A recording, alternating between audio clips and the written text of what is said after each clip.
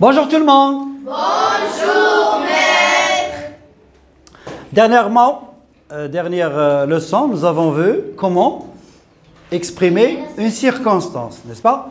Nous avons dit que pour exprimer une circonstance, on utilise des moyens, soit des conjonctions, comme car, mais, donc, etc., soit des conjonctions de subordination comme parce que, comme, etc., ou tout simplement par le sens, seulement par le sens, sans employer d'outil grammatical. D'accord? Donc nous avons vu comment exprimer une circonstance. Aujourd'hui, je vous propose de voir une de ces circonstances. Hein? D'accord? Allons-y. Qu'est-ce qu'il dit? Maître, Oui? je suis malade, je ne peux pas venir. Je suis malade, je ne peux pas venir. Oui? Je suis malade, je ne peux pas venir. Bien. Je suis malade, je ne peux pas venir. Je suis malade, je ne peux pas venir. Oui? Je suis malade, je ne peux pas venir. Oui? Je suis malade, je ne peux pas venir. Bien. Donc nous avons ici deux propositions, deux phrases ou bien deux propositions. Entre ces deux propositions, nous avons une virgule. Bien. Donc si je lis ces deux phrases qui sont reliées par une virgule, je peux comprendre quelque chose. Si je pose des questions, je vais dire pourquoi je ne peux pas venir, car je suis malade, ou bien je suis malade, pardon. Et alors, que va-t-il se passer? Donc, quel est le résultat? Ce qui va venir après. Donc, il y a une action, je suis malade, c'est une action, comme accident, comme ouvrir la porte, comme frapper, comme déchirer, comme manger, ce sont des actions ou des événements. Donc, je suis malade, c'est un événement, c'est un état, je suis malade. Et alors, qu'est-ce qui va arriver après? Donc, je ne peux pas venir, ce sont les résultats de ce problème qui est là, la maladie. D'accord? Donc, ces résultats, ou bien ce qui va se passer après, on appelle ça une conséquence. Ça veut dire les conséquences. Alors, les conséquences, ce sont les résultats, ce sont parfois les solutions. Quand on parle d'un accident, d'accord? Il y a un accident. Alors, que va-t-il se passer après? Donc, on va parler des dégâts, des pertes humaines, des morts, des blessés. Ça, c'est ce qu'on appelle des conséquences, d'accord? Les conséquences d'un tremblement de terre, les conséquences du feu, d'accord? Dans un bâtiment, les conséquences d'une inondation, d'un accident, etc. Donc, il y a beaucoup d'événements, beaucoup d'actions après lesquelles il y a des conséquences. Donc aujourd'hui, vous allez voir comment exprimer quoi? La conséquence. Donc ici, on n'a pas employé d'outil grammatical, mais on comprend qu'il y a la conséquence. Donc, la question, je suis malade, et alors? Il va vous dire, si vous dites à quelqu'un, je suis malade, qu'est-ce qu'il va vous dire? Et après? Hein? Et alors? Quoi? Qu'est-ce que tu veux dire par je suis malade? Vous allez lui dire, donc, je ne peux pas venir. Donc, si j'emploie donc, à la place de la virgule, donc j'ai exprimé ici la conséquence avec donc. C'est une conjonction de coordination. D'accord. Donc, on peut exprimer la conséquence avec une conjonction de coordination. Donc, la coordination. En utilisant bien sûr une conjonction. Bon, nous avons déjà vu la cause. Nous avons dit que car, c'est une conjonction de coordination qui exprime la cause. Bien. Bon, ici on a dit que nous avons exprimé la coordination. Par contre, ici, est-ce qu'on a employé un outil grammatical? Non. Donc, on a seulement posé des phrases l'une à côté de l'autre. D'accord? Et entre lesquelles il y a une virgule. Donc, on a juxtaposé. C'est ce qu'on appelle la juxtaposition. C'est quoi la juxtaposition? C'est le fait de poser, n'est-ce pas, une phrase à côté d'une phrase, d'accord, pour exprimer une circonstance. Donc, si vous lisez la phrase, vous allez comprendre qu'il y a une conséquence. Bon, ici, vous allez comprendre qu'il y a conséquence parce que nous avons employé donc, mais si on n'a rien employé, donc vous allez la comprendre avec le sens, d'accord? Si vous changez l'ordre des phrases, vous dites « je ne peux pas venir », quelle est la question qu'on va poser? Pourquoi? Donc, je suis malade, c'est une cause. Donc, si vous voulez, je suis malade, c'est une cause à quoi? À la deuxième phrase. Et je ne peux pas venir, c'est une conséquence à la première phrase. Donc, si vous voulez, une phrase causale, ça veut dire de cause, peut exprimer la conséquence si vous interchangez, si vous inversez les deux phrases. D'accord? Bien. Donc, je répète, on a employé la juxtaposition, ça veut dire seulement deux phrases sans outil grammatical. Donc, on peut exprimer aussi la conséquence avec donc, qui est une conjonction de coordination. Et on peut aussi utiliser la subordination. La subordination. C'est-à-dire d'autres moyens. Par exemple, je suis malade, par conséquent, je ne peux pas venir. D'accord? On peut même dire en conséquence. Conséquence ou bien par conséquent. Bien. On peut exprimer aussi, il y a d'autres moyens, d'autres conjonctions aussi. On appelle ça une conjonction. La même chose. Ben, la différence, c'est une conjonction de coordination, c'est une conjonction de subordination. D'accord? Si je vous dis, cherchez-moi des conjonctions de coordination, vous allez me dire donc, ou bien car, ou bien mais. Ce sont des conjonctions, les trois seules conjonctions de coordination qui expriment une circonstance. Bon, il y a et, il y a or, il y a ni, etc. Bon. Les trois seules conjonctions qui expriment une circonstance, c'est car, mais et donc. Bien. Si je vous dis, donnez-moi une conjonction de subordination, vous allez me dire par conséquent, ou bien parce que, bien que, avant que, après que, etc. Ce sont des conjonctions de subordination. Bon, ici, nous avons par conséquent. Il y a d'autres moyens. Donc, on peut utiliser donc par conséquent. Ou bien, on peut utiliser aussi tellement que. Exemple, il est tellement malade, d'accord? Il est tellement malade, il est tellement riche qu'il peut tout acheter, hein? Qu'il peut tout acheter.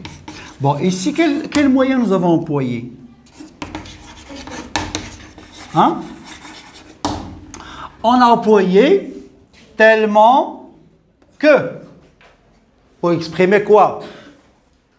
La conséquence. D'accord? C'est bien. Remarquez qu'il y a entre tellement et que, il y a un adjectif. Très bien. Si on emploie un adjectif, il faut employer le verbe être.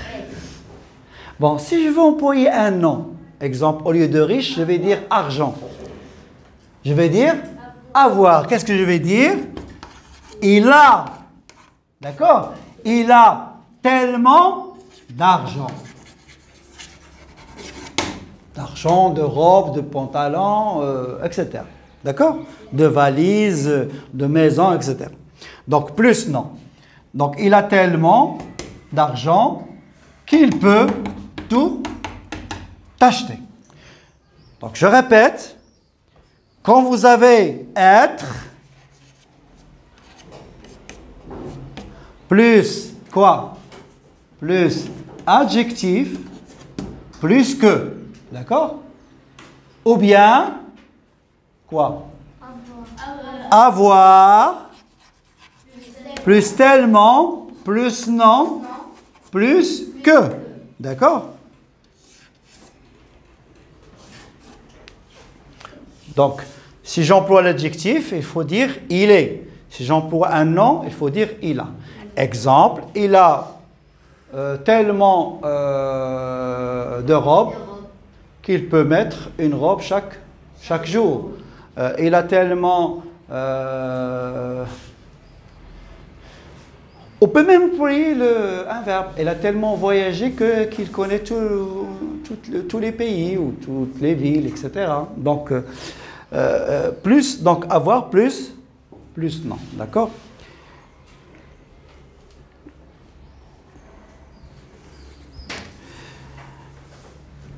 On peut remplacer tellement par si.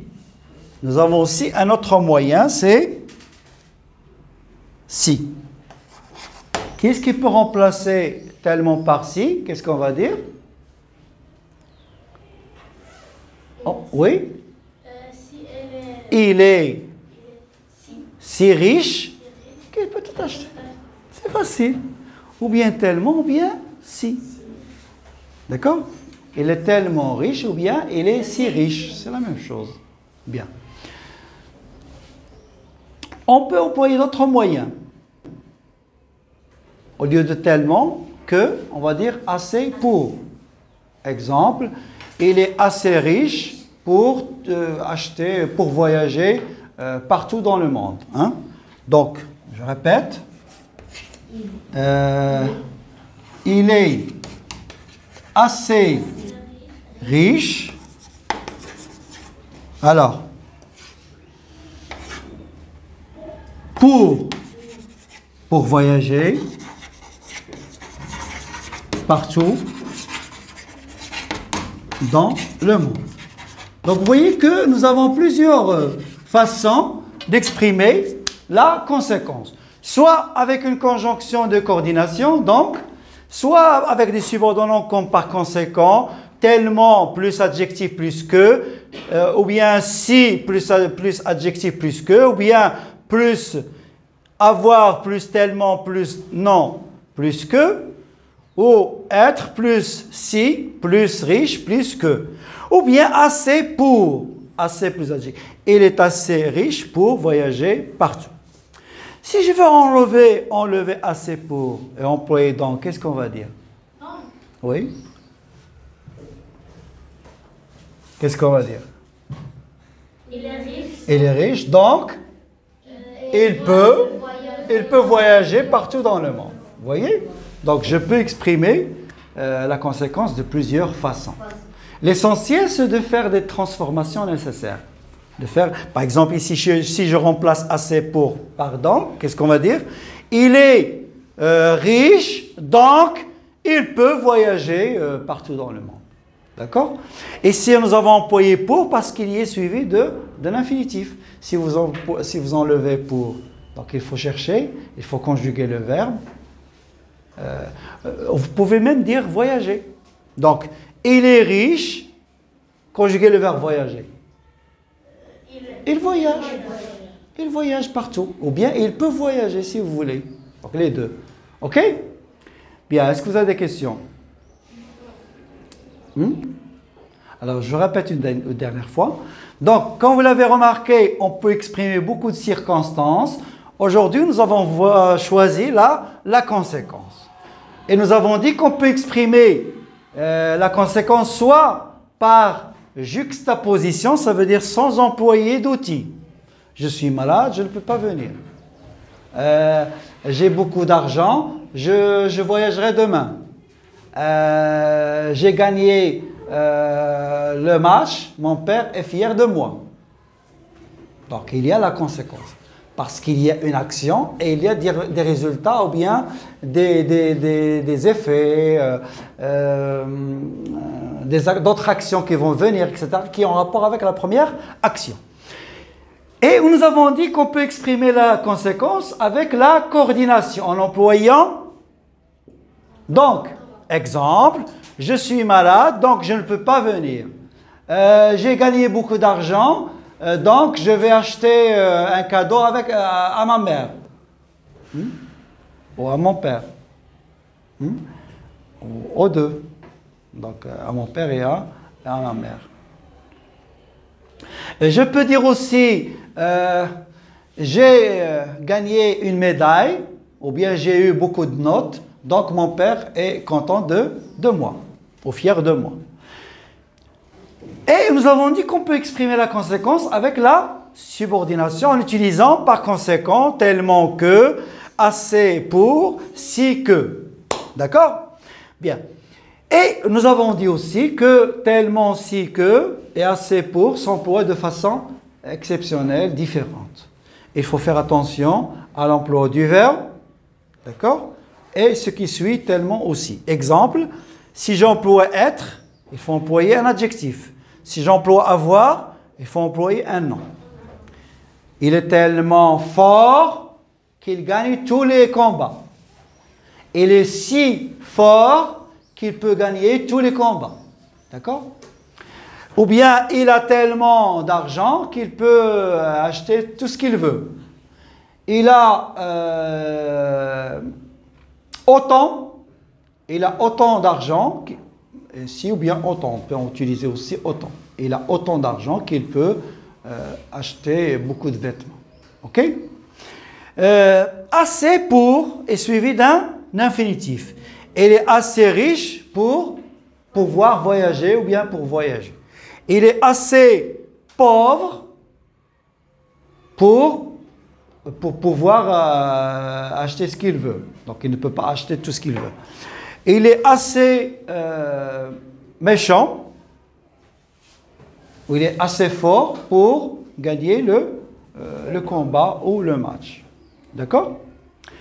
Eh bien, si vous n'avez pas de questions, vous avez... Oui, tu veux? On peut employer Comme? Ici? Non, comme exprime la cause. J'ai dit tout à l'heure, vous pouvez inverser les phrases et exprimer quoi? La cause. Hein? Si je dis, je suis malade, donc je ne peux pas venir. Si vous dites, je ne peux pas venir, pourquoi? Car, comme je suis malade, je ne peux pas venir.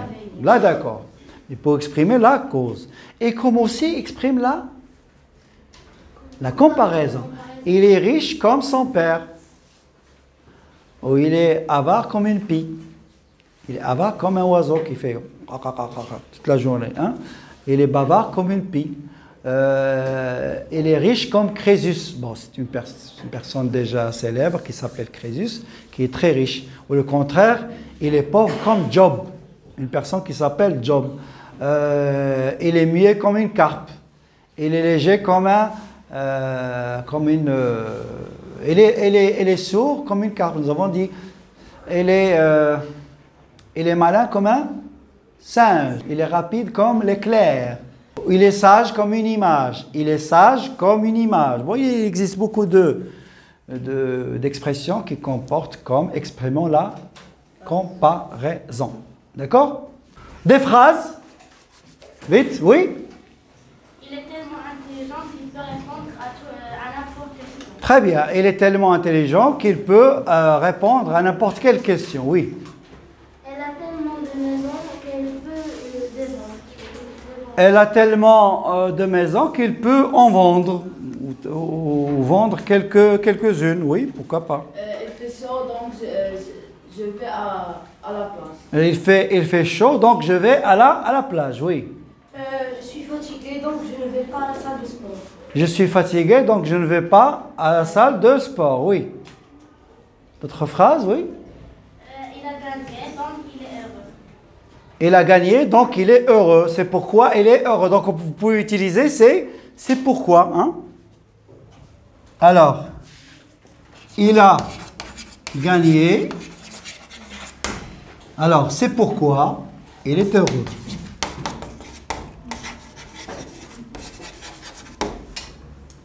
Il est heureux. Bien. Oui? Brosser les dents après chaque repas, donc il va être décarré. Il brosse ses dents après chaque repas, donc il n'aura pas de caries. Oui?